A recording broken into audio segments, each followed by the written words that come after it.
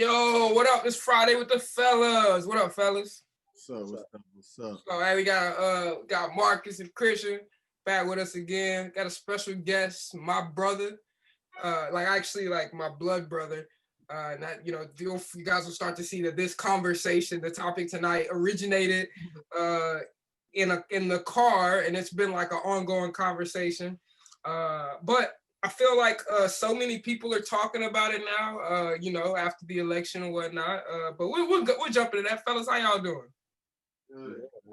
Living lavishly. Lavishly. That's Sheesh. cap.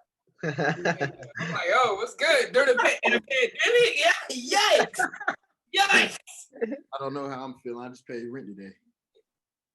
Oh, yeah, we go. You gotta bring it down, yeah. We already starting the socialist agenda. We gonna get into that. We're gonna get into that. Quick. This is quick stuff though. Like, we like to start off talking about a little bit of sports. So if you don't like sports, just fast forward through this part. But there's one thing we kind of talked about, we brushed over, but y'all done said LeBron the best in the game. That's facts. Not a lot. If LeBron wins 2 more chips, the GOAT debate is washed. Just 2? It's not. It is, bro. Been done with it, but I'm just that's what I'm saying. Jordan didn't make it to the playoffs without anybody else. LeBron don't got the dog in him though, man. LeBron carried the worst team, but they say LeBron doesn't have a dog. That's the problem. Cut it out. Also, I'm just trying to figure out. Yeah, we did mention, the thing about James Harden,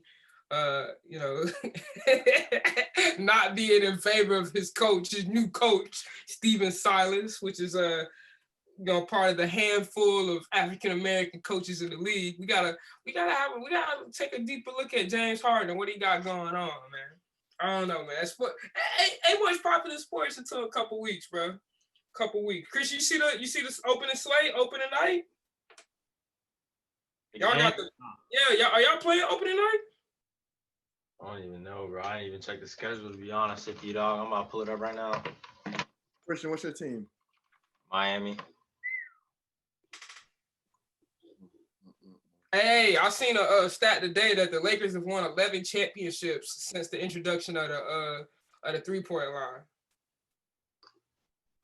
The Celtics have only won 3? Surprised by that. No, y'all won 6 since the introduction of the 3-point line, bro. That's wild, bro. Actually, y'all didn't even win 6, to be honest. Yeah, since the introduction, can y'all really be considered a great franchise if you haven't won with the 3-point line? Got tied with us, bro. Can we get into that? Can we understand that one? Yes, that means it took you to have a 3-pointer to start winning. They need to add the 4-point line, no cap. Oh yeah, y'all only won 4 since so NBA titles since the introduction of the 3-point line. You got the Lakers with 11, you got the Bulls with 6, the Spurs with 5, the Celtics with 4, the Heat with 3. 3, baby, 3. The Warriors with 3, the Pistons with 3, the Rockets with 2, and then the 76ers, Mavs, Cavs, and Raptors got 1. But y'all really only got 3 more than the Cavs, bro. That's crazy. We got 2 Celtic fans up here. I just think that's just the most ridiculous thing to be a Celtic fan in this economy. That's crazy. Of all the teams to like. To be honest, yo, for real. I don't know, bro. You got cheated in the playoffs. I would like LeBron if he was on my team too. But I didn't get that luxury. Both. Hey, bro, who wants to go to Boston, dude? I was a LeBron. Look at the 2018 Lakers. Without LeBron, what are you? Don't none of that matter. We don't have to think about that because we have years before that. And he just signed the extension, 2 years, $85 million. 80 got whatever, 190. 5 years, 190. Hey man, we bike, which is a great introduction into our topic tonight. Because I remember having a conversation with somebody before, and it was like they were pro-capitalism, but their mindset was NBA players shouldn't get paid as much as they do, that the government should just cap off how much NBA players make and give the rest of it to teachers and stuff like that. Now, this person was 13 years old, and you know just as well as I do, when you're 13 years old, you don't know anything, respectfully. So, shout out to all the 13-year-olds out there listening. You don't know what you're talking about. But just to kind of tonight we talking about socialism. That's why I asked Brandon to be here. He's the only person I know that personally is a socialist that would be on this. He's not a real socialist. He's an opportunist, I'd say. But Brandon, give us a little background. Brandon goes to Winston Salem State University at Historical Black College University, studying political science. So he's had his fair share of he's been well drenched in this socialist sweat. That's a sick way to explain it. Go ahead. Well, let's start off with the definition of socialism. Socialism is a political and economic theory of social organization which advocates that the means of production, distribution, and exchange should be owned or regulated by the community as a whole. All right, what do you guys think of that? When you hear that, what do you think? Sound good to me. In theory. In theory, I mean, it's like I always go back to the point. Look at Jeff Bezos, right? Richest man in the world. Net worth went up $70 billion during the pandemic, right? People are out here homeless. We can't even get stimulus checks, to people. Like he's not even offering hazard pay right now to his workers. His workers, you can't even call out sick, You lose your job, you don't have unemployment, you can't, you know what I'm saying? You can't pay your bills. You know what I'm saying?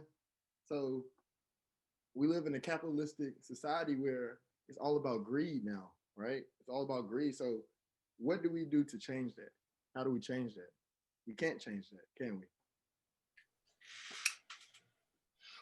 The question that I posed to Brandon, well, and we've had this conversation before, but are you more upset at Jeff Bezos's greed, or are you more upset at like the concept of capitalism?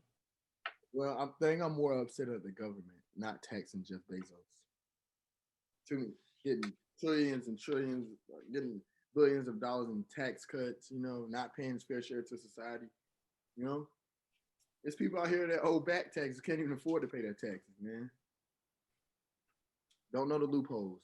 Too many loopholes.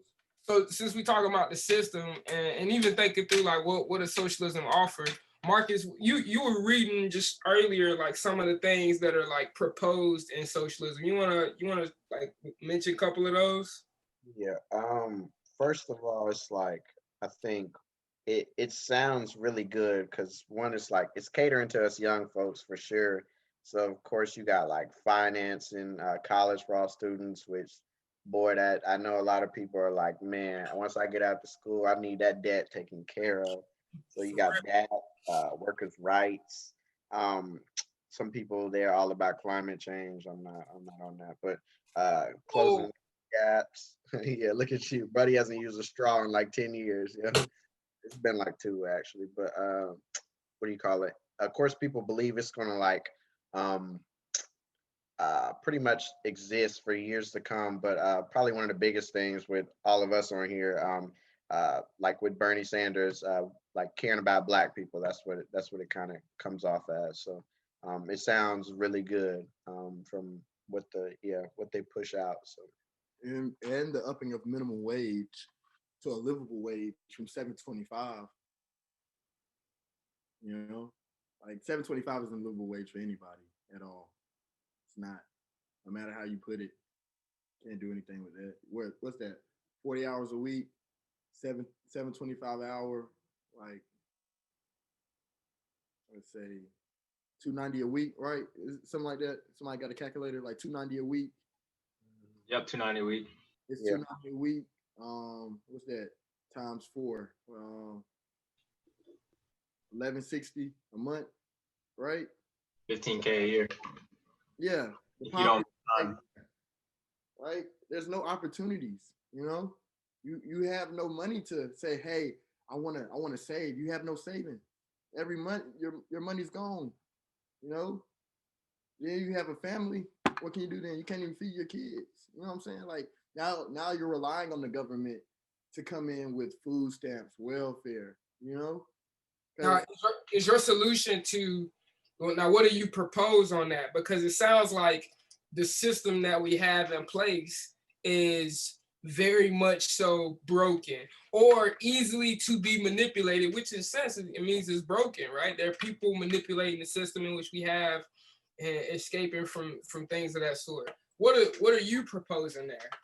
first off, let's start off by having livable wages where people, you know, like people can afford to. Okay, I can put money in my savings. I can do this. I have money so I can save. I have money where I can send my kids to childcare. I have money. I have an option with free education where I can go back to school and get a higher education to help my position I'm in right now in life. You know, that's for starters. Let's start off with free education. Let's start off with livable wages for families. Right. Let's start there. Who is to provide that? Where is that money to come from? Where are you coming? Where are you thinking that's coming from? The government. So, and the same system that you say is like, or you would say that the government's not doing a good job of taking care of the people. You would think if they did this, they would do a better job. Yeah, correct. If I could interject for a second, I would just say I'm a huge advocate of a livable wage, but I think it necessarily needs to come from the company. That it shouldn't be government.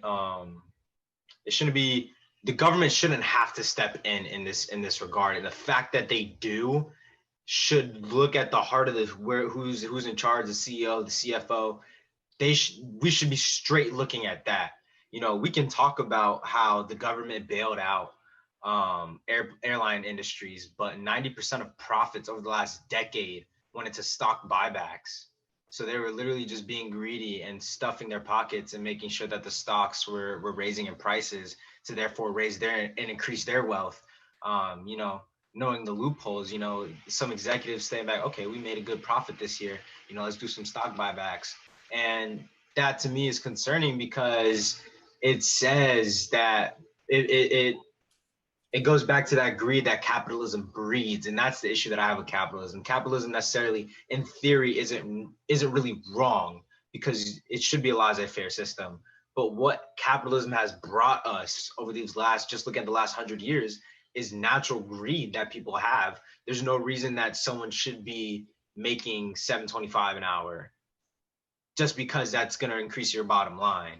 That should be coming off you should be shaving off from the top. Like when you cut hair, you don't start like straight at the bottom and start cutting from the bottom. You start from the top and you cut off from the top. You know what I mean? Like it doesn't really make sense to me for people to be trying to get the bare minimum to their bottom line employees. Like that just increases stress, that increases employee turnover. They're actually losing money in my eyes.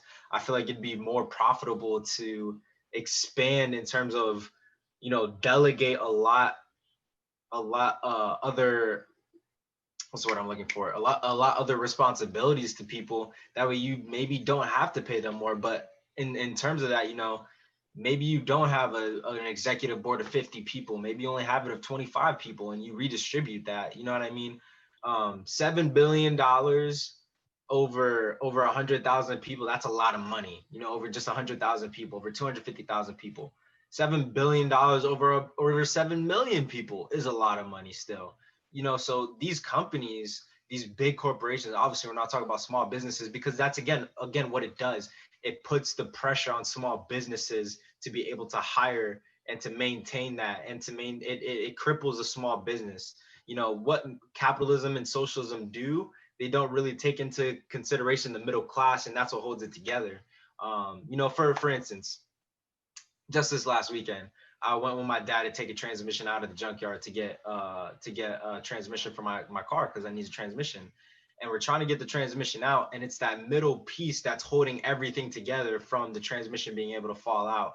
And I think people don't really realize our middle class is going to be what's strongest. And when you look at it from a biblical standpoint, we should be looking at people's character and how they treat the poor, not how they treat the rich. And I think, again, capitalism really supports that in treating the rich the best way possible, giving them tax breaks, doing this, making it more lucrative for them to make money. And there's no reason for anyone to be having over $5 billion and there's people living on the streets in the same country, in the same state, in the same city. There's absolutely no reason for it whatsoever. Like, there's just, you can't explain to me a way that that's feasible and that's possible in the same country, in the same city, in the same state. Like, there's just no way for it to be explained to me for me to believe that that's right. It's I don't understand it. You know what I mean? Like, I'm coming up and I'm seeing what it is. And I'm just like, how's this going on? How are we allowing this to happen? Um, so it's just like one of those things where, again, you know, giving the government power to mandate a $15 minimum wage. It just happened in Florida. It just passed in Florida, and it's going to increase incrementally by the year, and then be adjusted for inflation.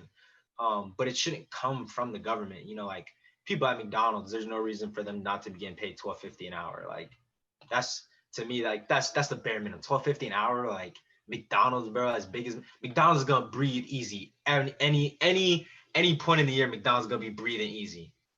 Any point in the year, McDonald's is gonna be breathing easy. But that mom and pop store around the corner that needs 5 employees to function and now has to pay them more, it's not feasible for everyone. And that's the kind of pressure that socialism puts on people. But you're looking at it from, this is what capitalism produces, is greed, and then socialism necessarily isn't always the answer. So we're caught in this middle ground of like, how do we, incorporate this? And I think that's really where biblical principles should be applied. I think even adding on, it's like we see, or just kind of even thinking from a perspective of the Black community, right? If we know enough people who when they've been in they in real tough situations, like living wise, right? So like maybe single parent homes, which there seems to be more disproportionately in the Black community, more single parent homes. Mom's probably working 1 to 2 jobs, relying on some government assistance to help, make ends meet.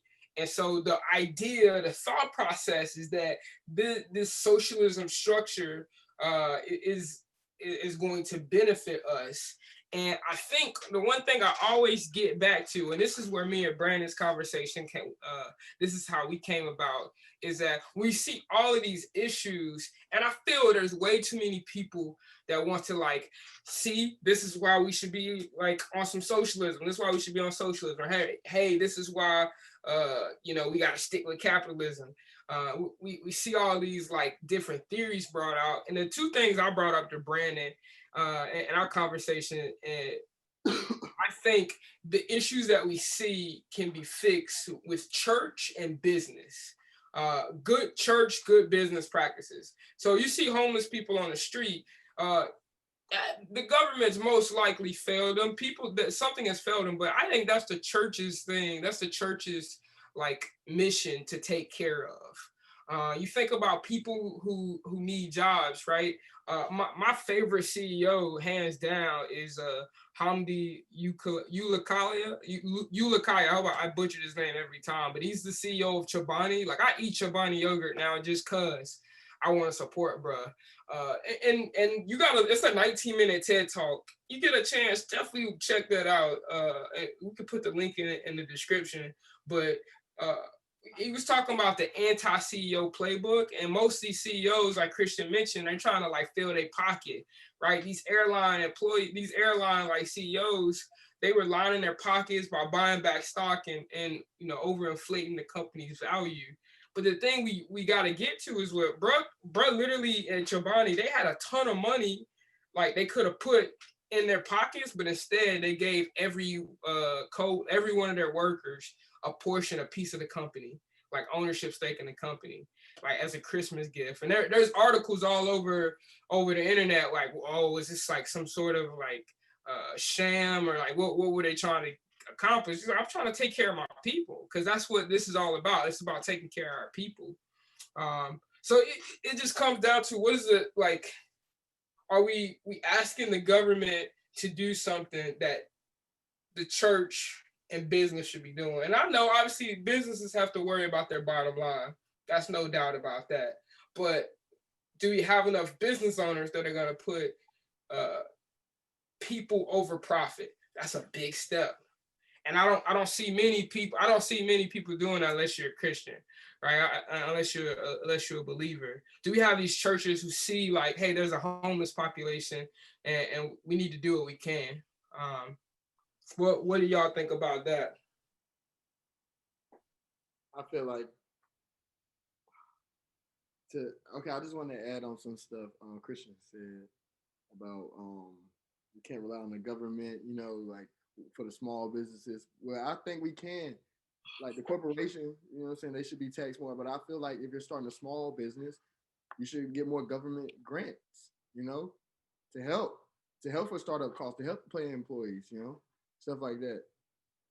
And to piggyback on what Todd said about the homeless population, church, like, but how many times a day do we see churches actually go out and help the homeless though? Like, how many churches are by, like, okay, let's say in poverty areas, like churches in poverty areas, like low poverty areas, some churches don't have the means to help the homeless because they barely can keep their doors open themselves. Like, so who helps them then? Like, who helps them help them? That's what it comes down to. Like not everybody have the means to help the homeless. So I don't feel like we can put all the blame on like some churches, but at the end of the day, we do need government support because they are the one with the most money who can do the most for people. I feel like, I feel like it depends like what you identify as church. I think we know church is like uh, once you get like your foundation in Christ, you understand church is the people, not the building or wherever you're hosting it. So like most of the time, if a church is struggling to give in that area, it's because they're financing a building they don't really need. In all actuality, um, and when we talk about giving and tithing and all that stuff, there's giving up and there's giving horizontally. So if there's no reason that okay, that's why we see mega churches like people are giving to this building and the concert halls and different stuff they put on. There's no reason a homeless person or anyone on low wages is walking in and you don't know their situation. You're not able to give to that, but you're giving to this big production that you put on every Sunday. But like if you're giving like out, like if someone is struggling, I should know that one because they're my brother and sister and I should have this relationship, but I should want to give. When I'm giving, it's the church is the very people we're giving to. So yeah, there's no reason that like we all aren't taken care of. It doesn't mean you gotta like give half your wages or 10% or anything like that. But if there's probably more than if there's two people coming together to help one person, I'm pretty sure that one person is going to find their help because they took the time to actually acknowledge that this person needed help and found ways to do it. But when you're spending that time or I guess money on this building, then it kind of looks like we're struggling as a church. Um, but yeah, you're not really like identifying the problem, which is the actual church, the people. So I think yeah, that's a whole nother issue in itself. But And we see this in Acts. In Acts, the church we see that they were practicing giving, and that they were when they saw it, they sold all their possessions and they put it in. Let me get the exact verse, dude. I don't want to be out here just tripping. wrong, but I don't know what I got going on. Yeah, so at 42, they devoted themselves to the apostles' teaching, the fellowship, the breaking of bread, and prayers, and all. It came upon every soul, and many wonders and signs were being done through the apostles, and all who believe were together and had all things in common. And they were selling their possessions and belongings and distributing the proceeds to all as any had need. And that's the church, right? Like, and it wasn't a thing, a mandated thing. Like, hey, Marcus, Christian, Brandon, I need help paying for like something, so I'm forcing y'all to sell, y'all's Xboxes. Marcus doesn't have an Xbox because he's a PlayStation guy, and we'll forgive him for that. But but instead, it's a thing that, man, I know my brother's like, one of my brothers, he needs help paying his car note so he can get to work, right? And I got a little extra over here. Let me help. Let me bless this brother. Or let's all come together and bless this brother. Like, he may have fell on hard times, and let's figure out how we can help him out. That's the church. And the matter of fact, though, who exercises that principle like none other. I don't feel I've ever been into a Black community and that don't just be flowing like that. Like, I feel like people, that's just the vibe, right? Like, man, so and so, they need a little piece of change to get them till Monday. Don't they always say, let me get $20 to get me till Monday? And you just do that. That's just a part of the culture. That's what we do. And even understanding that comes from a biblical perspective. That comes from a biblical principle.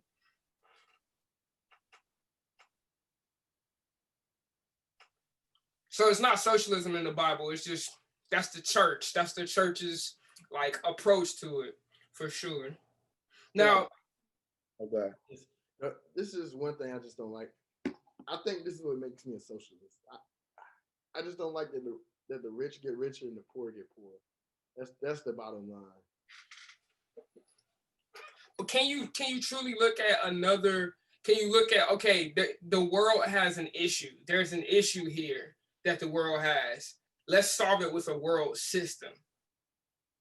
Like, is that what you like? Okay, here is, like, obviously we know that the world is going to have issues, right? Because sin was brought into it. So, there's a world of sin. Let's use another worldly system to fix the world. Is that really, does 1 + 1 really equal 2 in that sense? So I've always thought, like, hey, maybe there's got to be a different approach to it. I don't know the solution, honestly. I don't know the solution to our problem. I mean, yeah, I really don't. I think it's not like, of course, like, you hate to see it.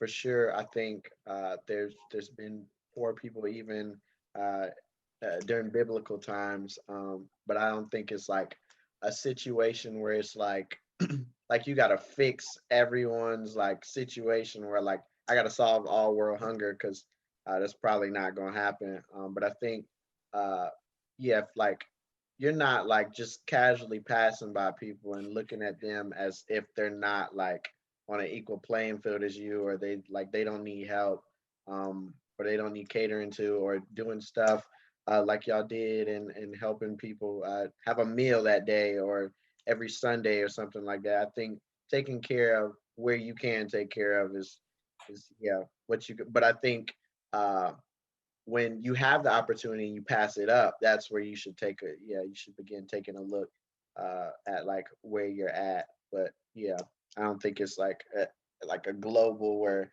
like you can just like, because like Todd said, it's we're in a flawed world that's going to continue to be flawed until the Lord comes back. So I think just doing whatever you can where you can, because I can't solve the issues in all of Europe and Australia and all this. I'm in America. I'm in North Carolina, so in Havelock. So what can I do in Havelock or when I go to Raleigh? So, Right. Right, that's absolutely it. And even you mentioned, Brandon's kind of done a little bit for he's done a little bit of a homeless outreach. Brandon, talk a little bit about that. Well, it all started really when I moved to Charlotte. I realized outside of my apartment complex, it was a homeless village. So I think it was just one day I was just cleaning out my car. It was probably in like September. It was like a cold day in September. I noticed I had a blanket and some more stuff in the back of my car, and I've just been driving around with it since July, since I moved out of my old place. So I look over the fence and I just see like this guy, like he's shivering. So, you know, I drive around, I take some clothes to him, blankets, pillows, you know, just try to do what I can for him. Cause it's like, it's really sad to see people like that. Like, it's really sad. Like, I can think back to like 2-3 weeks ago when I saw a guy out there. He said, "Hey, I haven't ate in 3 days, man. I thank you for this. Like, I thank you. Like, it hurts my heart to think like, yo, it's people out here who, back to Jeff Bezos, guys like that making billions and billions and billions of dollars. This guy's struggling to find a meal each day. Like, I was talking to my friend Jeff yesterday. He saw a guy digging in a trash can outside of his job, like trying to find something to eat. Like, it's a crazy world we live in. So I feel like over the last 3 months, I've become more passionate about homeless outreach. Very passionate about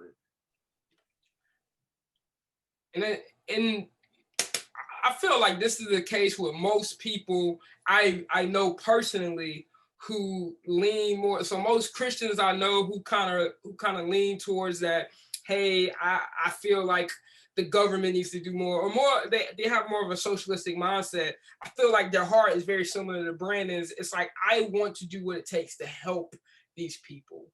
And I feel like that's got to be, when we sit down at the table and have these conversations, like when I talked to Brandon, he was telling me this. I mean, obviously he's on the podcast and he's been very G-rated, PG-rated. It's really good. Thank you. But when we had this conversation, it was a very passionate conversation, and it's something he's really serious about. And it's like, I didn't see him as like, oh, Brandon, you know, you're wrong, and you know, you just don't want to work. But instead, it's like, okay, that's where he's coming from. Now here's our solution. And so you know, this is probably one of the coolest things we've ever done as a family. We took up an offer. We got an offer from the Root Church. Shout out to the Root all day. And what we did is we made some meals for the homeless in Charlotte. And I say that in the sense that this is something small. Like our house church is how many people, Marcus? Like what? It's like 8 of us? Yeah. Dude, it was like 8 of us. Maybe not even, bro. We just kind of like being able to do that. So just think about the possibility of what you can do in your small group, your discipleship group, whatever you got going on. How can you just like, hey, let's make a difference today. Like let's go be that change. It sounds very cliche, but you know, if your house church, your home group, like everybody put in $5 and let's go buy a bunch of blankets and let's go hand them out because it's gonna be a cold night. Let's go do that. Let's go take care of that. I mean, if you're a Christian and you're a business owner, like how can you put somebody to work that find somebody that's a homeless person and put them to work? Just some things to challenge you, to change your perspective and all that we do, man. And that's all. And that's what it's all about. Is having a conversation. I feel like they throw the socialist word around. I feel like I heard somebody say, "I hate such and so because they're a socialist." It's like, hey, bro, like have a conversation with them, man. Like, what you got going on, B? But that's what we here for, to have those conversations. But yeah, we are, man. I don't even know where we at on time either. Neither do I. I feel like we Gucci. Speaking of, bro, did y'all see the Gucci and Jeezy verses? Yeah. Somebody said something about that. I didn't watch it though. Bro, it was so important for the culture, bro. What'd you say, Brandon? Easy watch Gucci. He watched them.